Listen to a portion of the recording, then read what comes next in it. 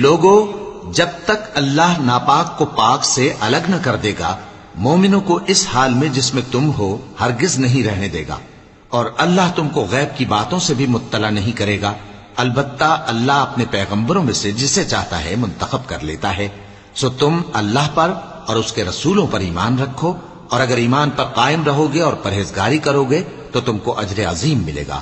جو لوگ مال میں جو اللہ نے اپنے فضل سے ان کو عطا فرمایا ہے بخل کرتے ہیں، وہ اس بخل کو اپنے حق میں اچھا نہ سمجھیں، وہ اچھا نہیں بلکہ ان کے لیے برا ہے۔ وہ جس مال میں بخل کرتے ہیں قیامت کے دن اس کا طوق بنا کر ان کی گردنوں میں ڈالا جائے گا، اور آسمانوں اور زمین کا وارث اللہ ہی ہے، اور جو عمل تم کرتے ہو اللہ کو معلوم ہے۔